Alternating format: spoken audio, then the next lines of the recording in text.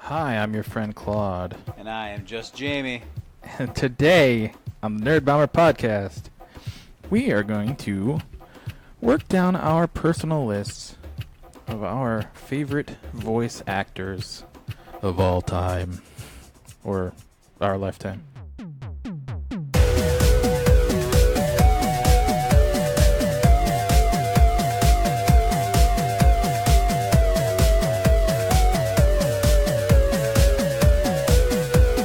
Voice acting is perhaps a bit of an overlooked art in terms of mainstream pop culture, but clearly, with as often as we talk about cartoons and video games and things like that in this show, it is very important to us. So, let us begin the countdown. Okay, so I have 5 ranked, and then some honorable mentions that we can discuss later. I'm starting on number 5. He is the voice of Megatron. Oh. He is the voice of Soundwave. He is the voice of countless animals and noises, and also has been the voice of Freddie Jones since like the 1960s. Right. Frank Welker. At AM/PM mini markets, you can get 2 hot dogs with Works. Contains no essential vitamins or minerals, and it's only 97% sugar. Wow, starting off with Big Frank coming out of the gate swinging. He's ubiquitous in cartoons for almost since they've been significant. Yeah. You know, the Saturday morning cartoon has never been without him, and he's in almost everything, even if you don't realize it. Like I said, because he does animal noises, Right. and baby noises, and sound effects for machinery and creatures. I mean, it's countless, and I guess it's a really marketable skill. Yeah, anytime, it's to the point where if I see a show where there's a dog barking or like a monkey making a noise or anything like that, I just assume it's Frank Welker. Everything but crickets, because Right. D. Bradley Baker has the market on cricket noises cornered. Awesome. Way to lead off the picks there, sir. Thank you very much. I'm going with a much less legendary / well-known as my number 5. And that is a man named Bo Weaver. Next, American Dad, Steve gets a gun for Christmas. And now, our feature presentation. Come on, let's go in. It's Lois. There she is. Let's move. Okay. He he has an amazing head of hair, and and his versatility is impressive given the fact that he's been a professional DJ since he was 15. Wow. Starting in the 60s. He also currently narrates the TV shows The Doctors on CBS and American Loggers on Discovery. But my personal favorite role of his and how I came to know him is as Clark Kent / Superman from the 1988 Ruby Spears Superman cartoon. It only lasted 1 season. Wow, okay. Very good. Moving on, my number 4 pick.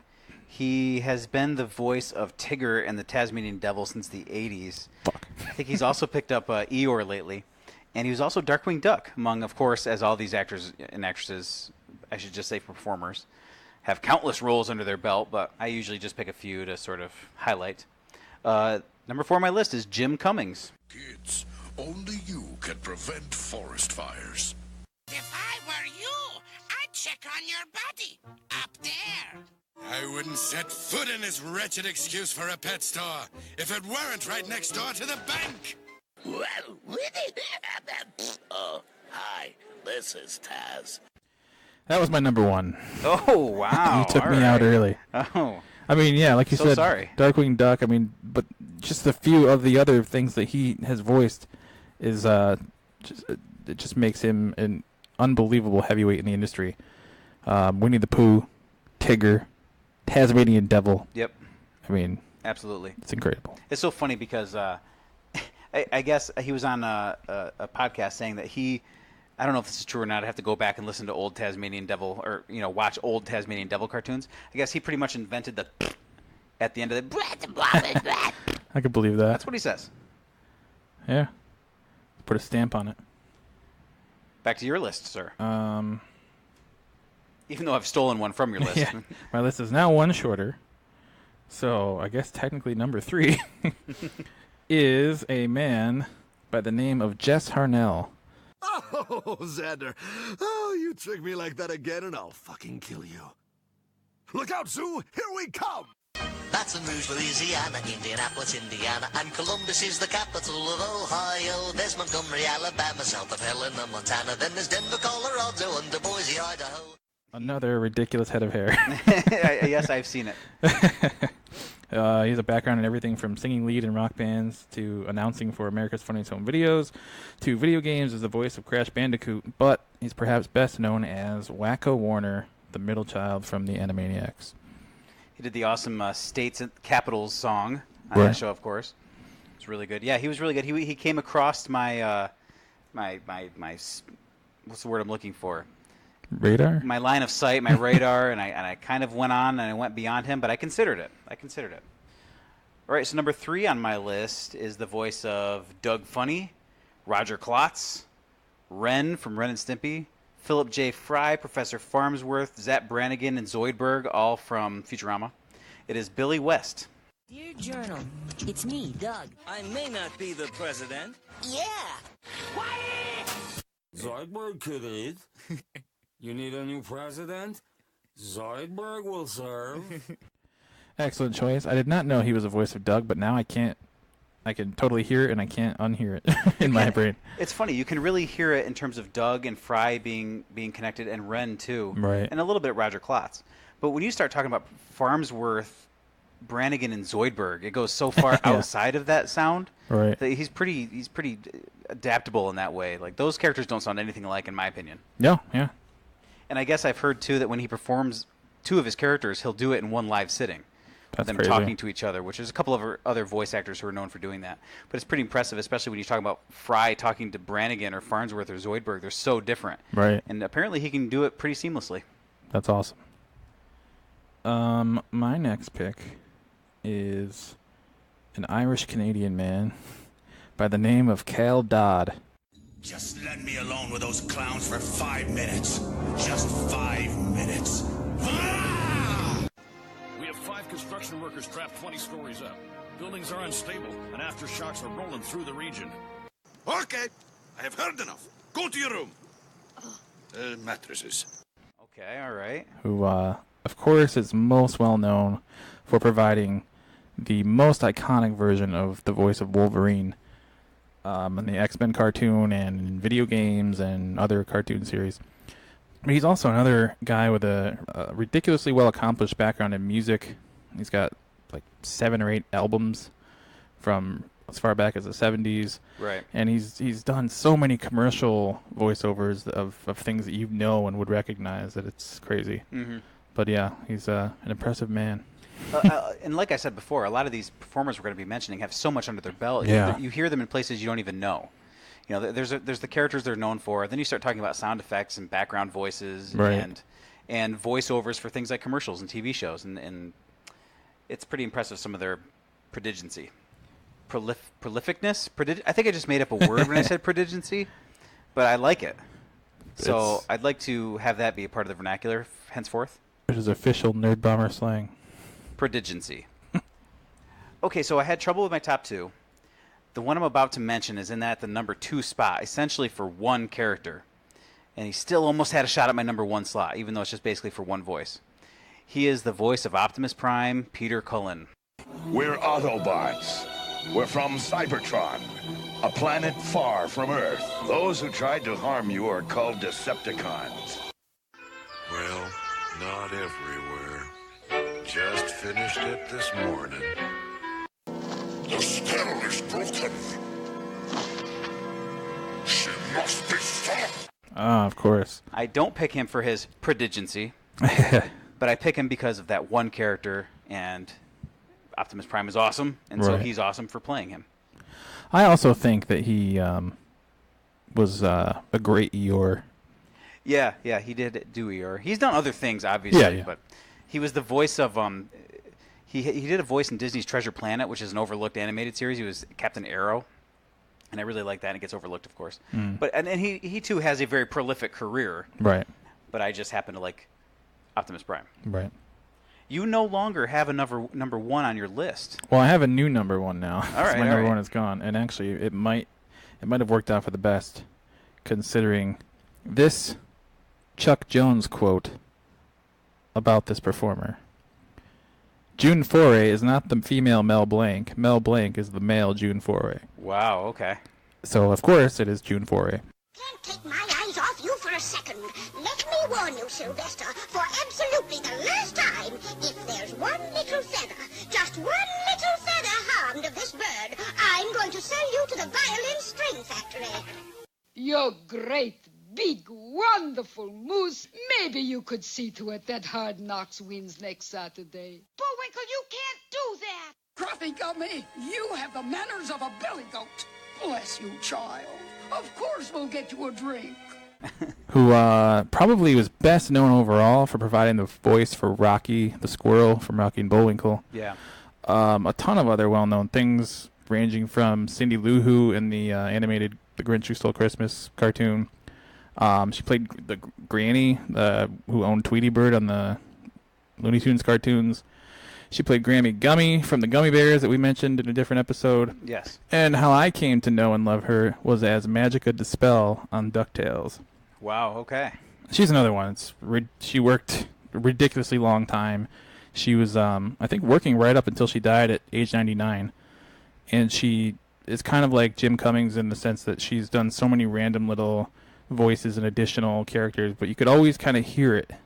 I remember when I was a kid even just hearing like a one-off character that sounded like her. I would watch the end credits to see if I saw her name. Sure enough. There it was. Yeah, she's quite an impressive figure. Yeah, definitely. All right, so my number one it might be an obvious one. He was the voice of Yakko Warner from Animaniacs. He was the voice of Pinky from Pinky and the Brain.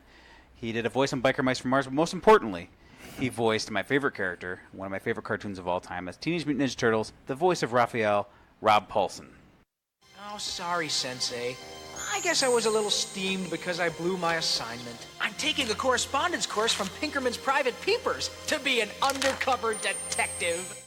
This looks like a job for the Cape Chameleon. Sorry, little fella, but I'm no hero. I'm just a TV actor. Okay. Come on, Mr. Elevator. Time to move. Let's go. Come on. Help! Help! Help! What for, Brain? All right, to take over the world, sorry. Excellent pick. Yeah, and he's in a lot of other stuff too. He was in, I think he was in like the Mask cartoon, yeah, and different things over the years. So I think he later played Donatello on a different iteration of the Teenage Mutant Ninja Turtles. Right.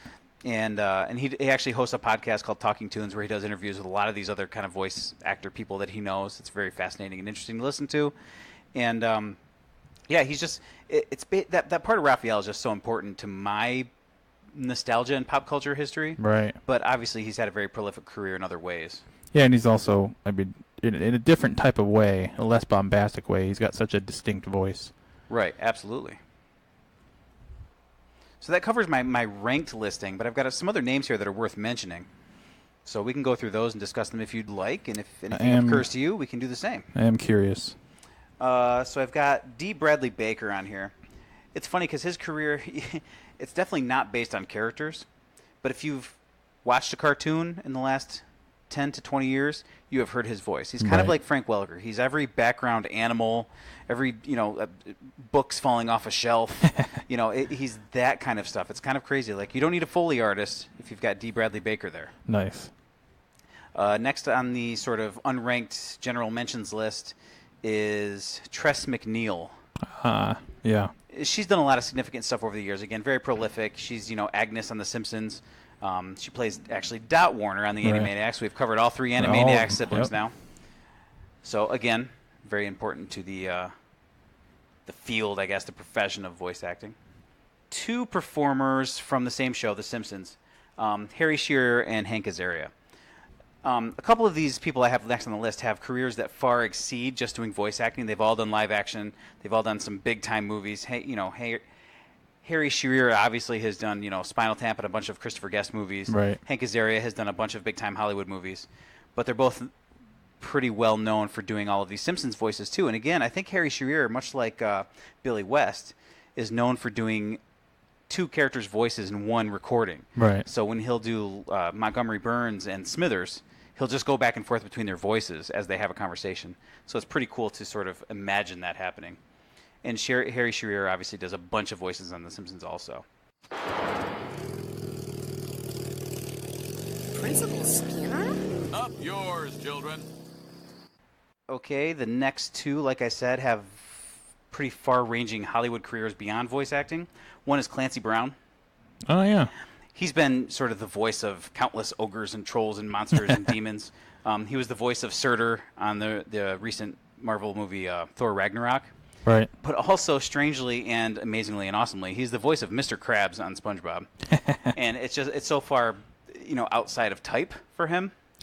Yeah, I want to say he played a version of Wolverine at one point, too. I could be wrong, but I think I'm right. I wouldn't be surprised. Yeah. The next guy I'm going to mention also played Wolverine, but is most known for playing the Joker, and that's Mark Hamill. Of course, Mark Hamill is Luke Skywalker, will always be Luke Skywalker. Right. But for some people, he will also always be the Joker. Absolutely. And then the last one I have here that I was going to mention was one that you sort of shortly mentioned earlier was Mel Blanc, the original voice of Bugs Bunny. Of course.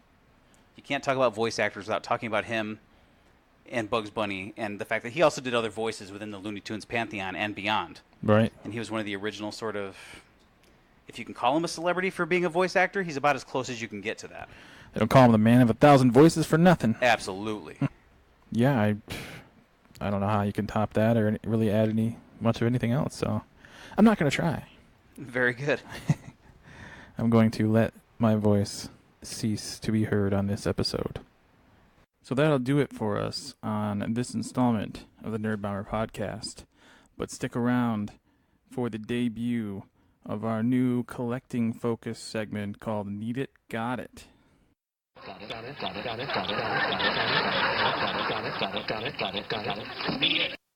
Greetings, collectors. Welcome to Need It, Got It. I'm here with Cousin Adam, and today we're gonna talk comics.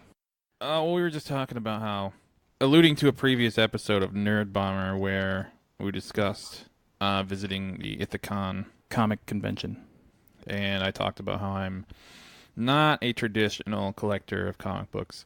I think mostly because, certainly while growing up, I didn't have really the resources or the funds to chase down, whatever amount of issues were in a certain story arc. Because, as we discussed, it's hard. Like, you have so many different titles that the story runs through. So you end up, I don't have the information in front of me either about like the average number of books for a certain story arc, but I don't think it would be surprising to get up to like 10 or 15 by the time it's all done, especially for a longer story. Right. So yeah, I mean, I kind of just got them wherever I could. Certainly wasn't going to be actually subscribing to any comic books. I don't know what that must have been like as a kid to get them in the mail. Yeah, I was going to say, I actually did start subscribing to one when I got a little bit older and I was more of like a teenager, so I had like a little bit of my own money and I could like give my parents the money to pay for it. I actually started subscribing to the Sensational Spider-Man. Nice. It actually ended up being like my least favorite Spider-Man book, which is funny. But yeah, it's because I got it in the mail like every month or whatever. But yeah, you're right about that whole, the sheer number of it. I mean, if you couldn't tell already, my favorite book was Spider-Man this was like, early to mid, even into the late 90s. There were at one point when I was reading Spider-Man, I mean, there were like 5 or 6 different Spider-Man books alone. There was like just the single titled Spider-Man. There was like the Amazing Spider-Man, Spectacular Spider-Man, the Sensational Spider-Man, the Web of Spider-Man, Spider-Man Unlimited. You know what I mean? It was crazy. Spider-Man 2099. Yeah, one of their biggest storylines they did was the Maximum Carnage storyline that spanned like every title, and it was like 20 or something, different issues. And where, Carnage goes on a rampage and, he gets all these villains, they start going crazy. And then, Spider-Man's got to team up with Venom, Captain America steps in. It was a really popular and fun storyline to read, but like you had to buy every issue of Spider-Man, in different titles, multiple times over a couple months to get the whole story. It was crazy. It just kind of got out of hand. But Right. yeah, so I just wanted to throw that in there when we were talking about it. So yeah, I guess I became aware of comics, or interested in actually getting them probably at some point in the late 80s. The first kind of comic thing I ever owned was it was weird. My exposure to comics was always in these like kind of bargain packs that you could get in like discount stores. Right. And the first kind of set like that I ever got, it was like mini comics, almost like the kind that you would have found that they packed in with like a He-Man figure or like a Superpowers Kenner figure or something. But it was like this weird set of there was like a Spider-Man story, a Captain America story. I'm not sure who else, but they also I think came with like trading cards. It's very weird. But I used to read those. I think there was 4 issues total, and I used to read them like over and over again. And I remember I had a similar one with Batman. I think it was kind of tied in with the '89 movie. Like they were just flooding all the merchandise they possibly could at that point. Right. So I got a couple of Batman comics in a bag with like some like cut out cardboard cards, and I still remember to this day like how dark this particular Batman story was. It actually depicted I think it was about a guy, like a criminal, like preying on women or something, and this one woman had enough, and she like fought back. He like grabbed her, and she pulled out like a straight razor, like an old fashioned like Sweeney Todd razor, and slit his fucking throat. And like they show him dying, and like it's kind of actually pretty sweet how they did it. Each successive panel just like it's him laying there, but the image it just gets darker each time until it just like fades to black. And for some reason that stuck with me like to this day. I can see it clearly. And I can see why. Right. And that's actually one issue I've been looking for ever since. Like when I go to these conventions, I have no idea really how to find it, but it's just like kind of this one, like it's like my comic book white whale, the elusive catch that I'm always searching for, I guess. I mean, God, you got to be able to find something like that on eBay or now. I mean, it's a lot easier to find things like that now that they're so prevalent, on the online marketplace. But yeah, definitely. I mean, do you even remember like what was on the cover, or do you just remember that scene? That's probably why it's difficult. You have to. Remember that find scene? Someone that has like a huge Like, remember that scene? I remember there's like one weird line of dialogue. Actually, the woman I think was a reporter, and she like they were looking at the crime scene or something. Or no, I'm confusing the women, but there was a woman reporter after like the guy died, and they were looking at the crime scene, like Commissioner Gordon was there or whatever, and they wrote it as like they were trying to analyze who this guy was, and they used this weird word bunko, like he was a bunko type. I don't know if that meant like bum or something, but like the way they wrote it, she said, bunko types don't usually do something like this or whatever. Something like that. And I remember I read it as, because they only use one M to write So I was like, HM bunko types don't usually and I was just like, what the hell does that mean? For some reason, that's always stuck in my brain too.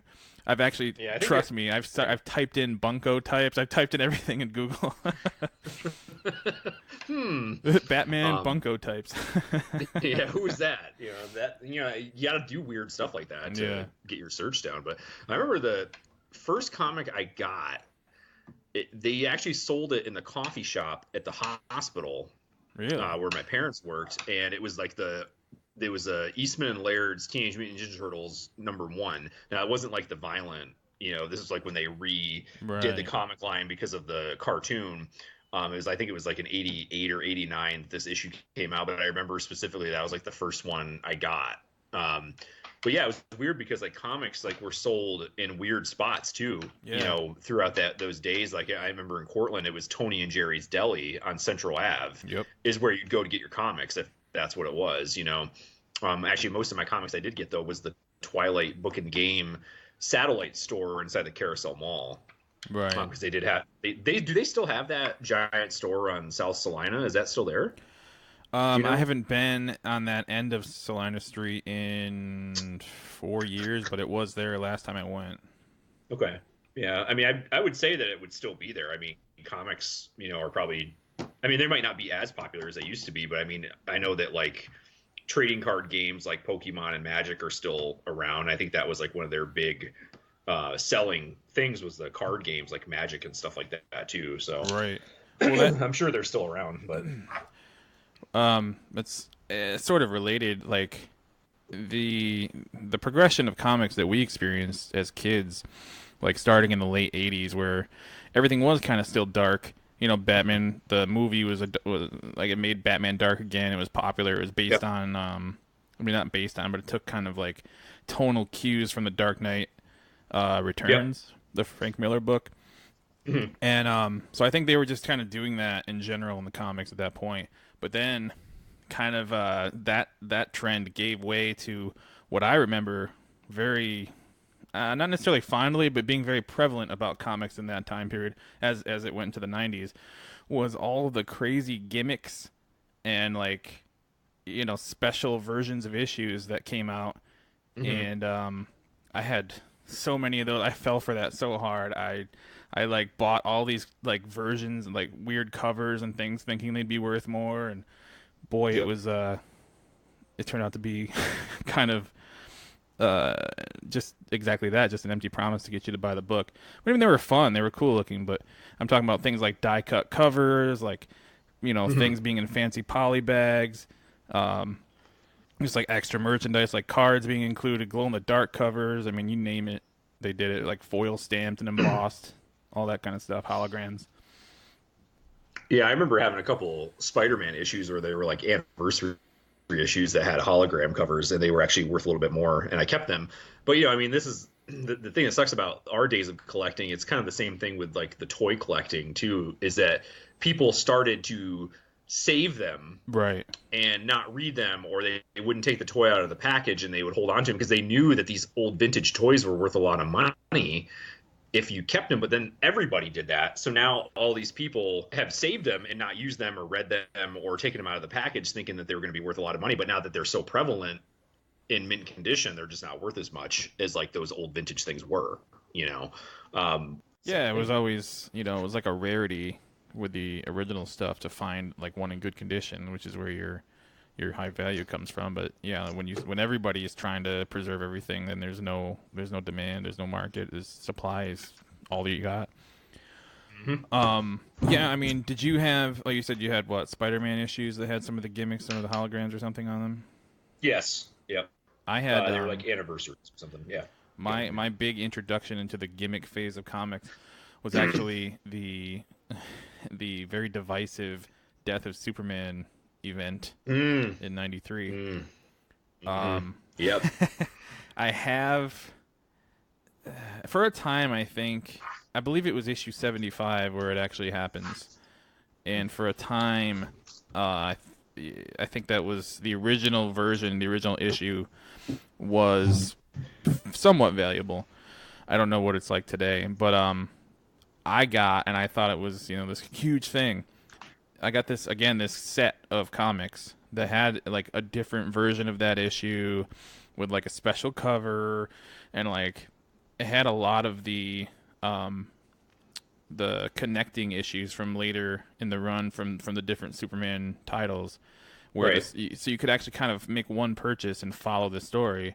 And they of course all had different, like one of them, the cover was like cut out in the shape of it had like a picture of his chest, and it had a cutout, and when you opened it, like you saw that it was like the robot Superman behind it, because there were like 4 or 5 different alternate Superman that like you had to try to guess which one was going to be the real Superman. It was a huge thing.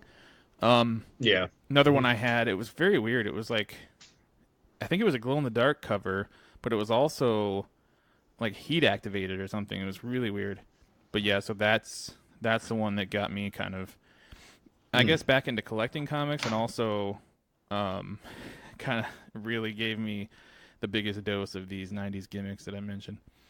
Yeah, definitely. Well, I remember a lot of it too was that kind of the comics equivalent of Beckett was the Wizard Price Guide magazine that came out, and we loved that thing. I mean, I totally had like every issue when I started, Missed that to this but day. I mean, they were, they smell my most intimate of areas. They are moist.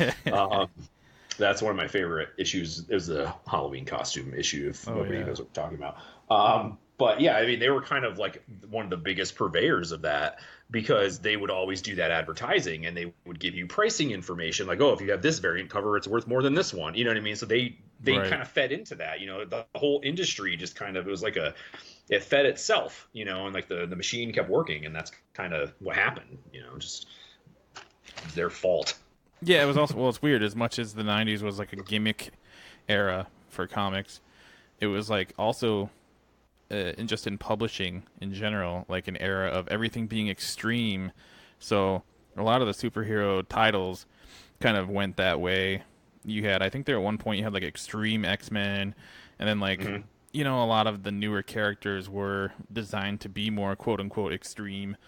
And then you had, like magazines like Wizard are an example of, I guess, an extreme kind of mindset when it comes to like the teenage market, because I mean they were there was like a certain level of swearing in there. There was like pretty adult humor. There were other magazines at the time that we were the target market. It was a great time to be a teenage boy in the mid 90s. Definitely. Yeah, there was a magazine, a short-lived magazine called Flux, Flux. I don't know if you ever came across that, but that was like that was super. I mean, it was probably in terms of like the writing and everything and the topics, it was definitely adult, but it was always talking about video games and comics and stuff, so it was still kind of marketed, kind of controversial. It was actually the first place I ever saw a still shot of that infamous part in Who Framed Roger Rabbit, where you can see Jessica Rabbit doesn't have any underwear on or whatever. Oh, yeah. They were the first ones to bring that to my attention. Gee, that was an oversight, I guess, right? The animators didn't do that on purpose. Yeah, right. But yeah, it was an interesting trend. Like everywhere you looked, everything was extreme, and everything was. I mean, it was cool because it just seemed like the industry was sort of pushing the boundaries and figuring out how far they could go. I was happy to be a guinea pig. Yeah, me too. I mean, I'm not going to complain about it. There's some good memories there. I definitely remember that. Doing our own little first radio shows on a tape recorder with reading stuff out of Wizard. Yeah, that's how we started. So we're getting there, buddy. We're getting there. Yeah, full circle. Speaking of circles, remember Pogs? Yeah. We got to talk about that someday. But I think that'll bring this installment of Need It, Got It to a close. We'll catch you next time, collectors. Got 'em, need 'em, got 'em, need 'em, got 'em, need 'em, need 'em, got 'em, got 'em, need 'em.